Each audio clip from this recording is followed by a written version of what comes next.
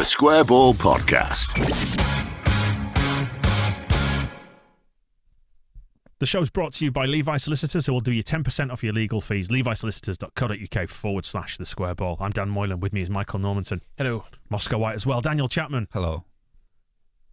Let's have a look at West Ham then, coming up this weekend. The most important thing to say is we've got a new issue of the Square Ball that's out, issue 2, for this season with its lovely lilac cover. Everyone's into the lilac at the minute. Joe Gamble on art duties, always excellent for us and in everything else he ever does.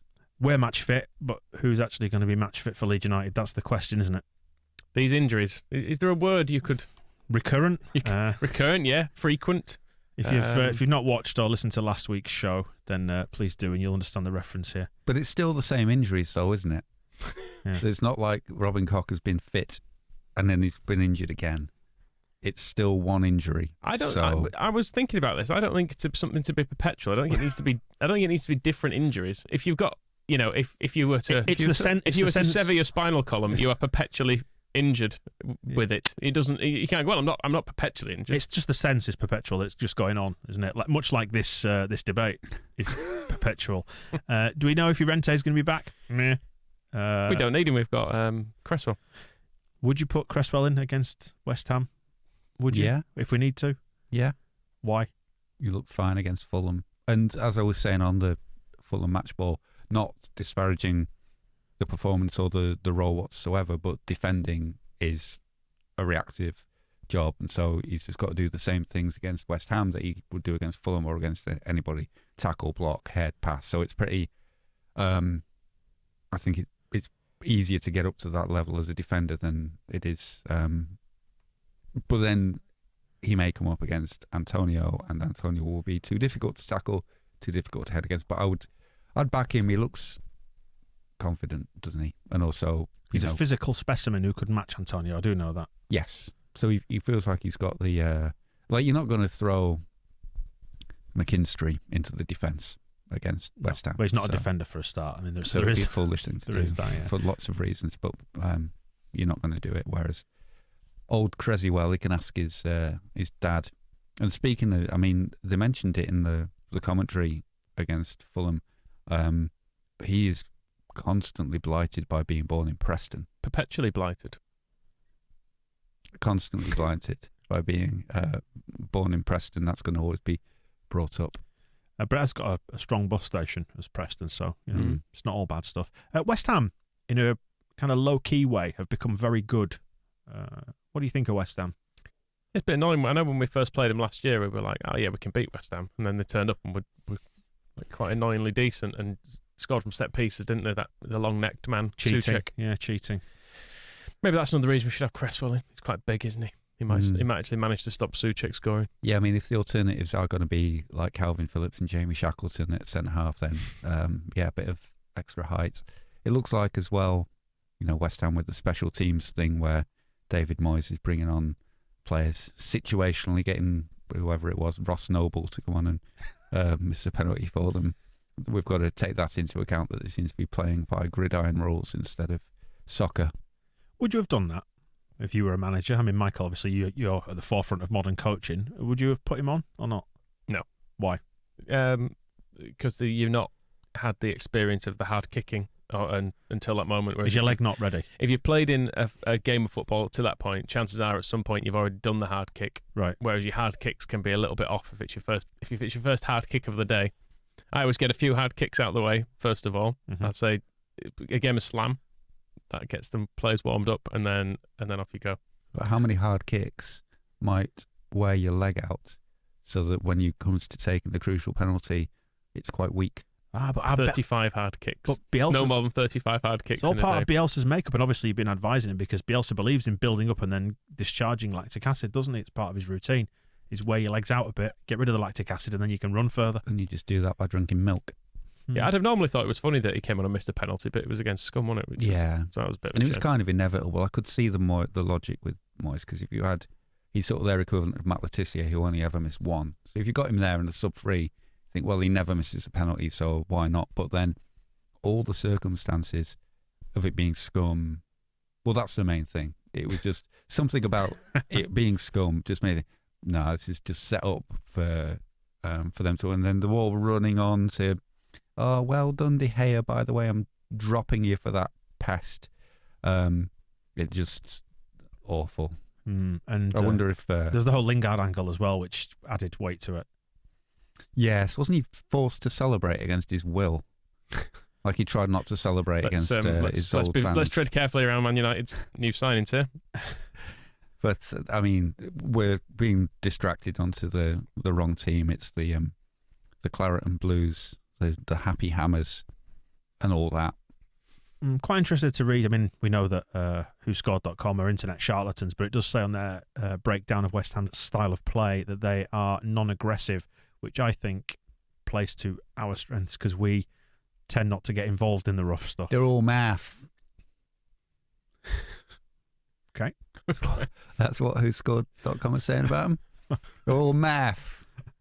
They're very weak at defending against skillful players, and we know we've got plenty of those, and they're very weak at protecting the lead. So we should let them go in front and then come from behind. Yes. Okay. It also says that they're good at creating scoring chances and finishing scoring chances, which feels like those two things combined could make life difficult for us. Further evidence for my my proposal. They're very strong at coming back from losing positions. So at no point in this game should we go in front first.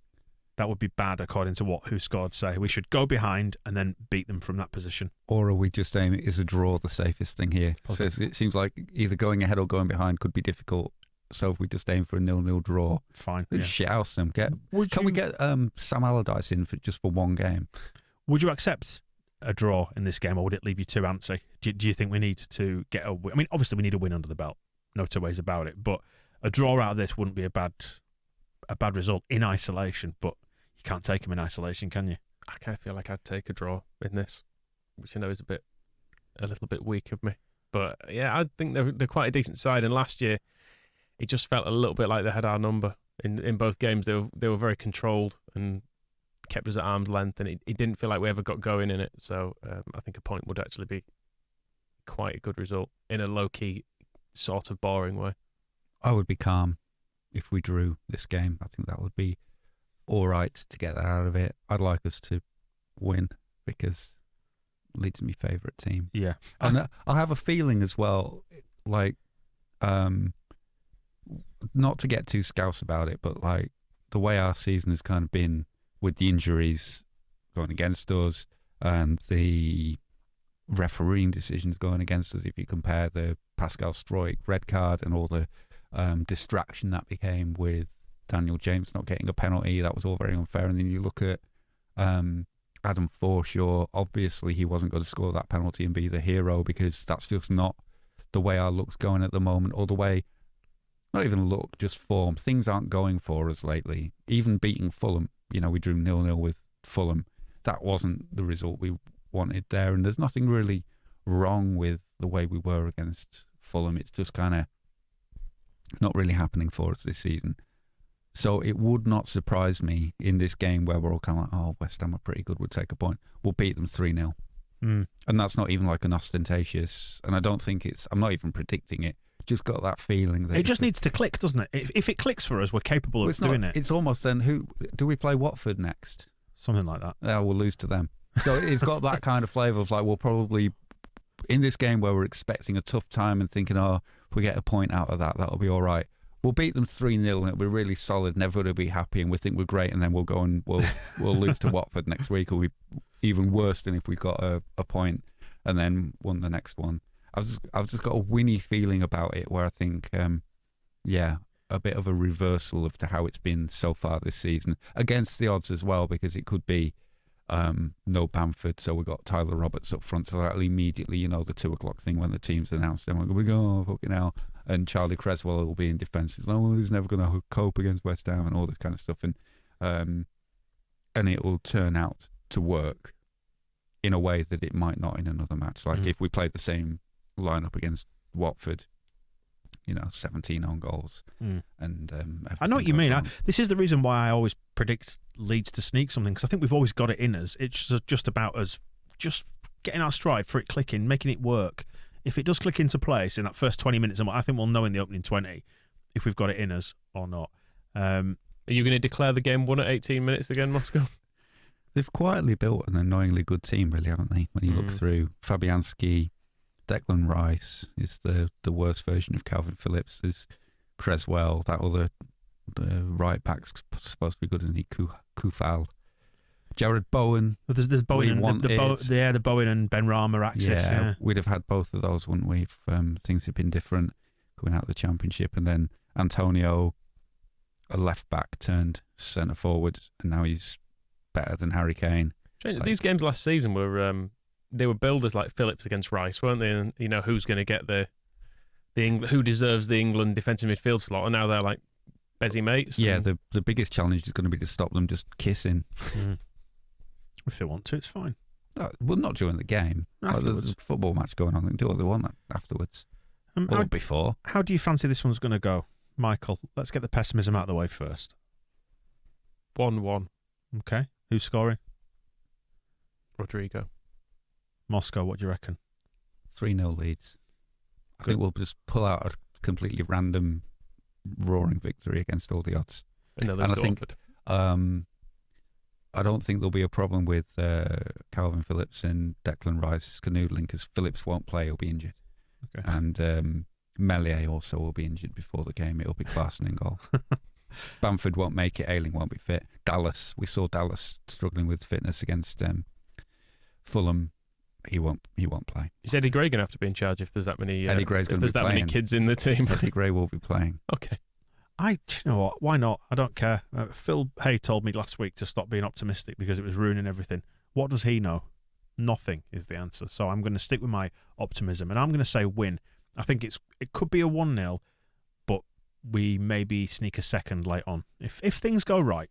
If things go right for us. So we'll say 2 victories. You say a draw. Are we all happy with that? 2 wins and a draw sounds. Yeah, we could do those 7 points. Sit tight, then have a look at Heroes and Villains, and if you haven't watched the news part of this podcast yet, go back and watch that on YouTube. The Square Ball Podcast.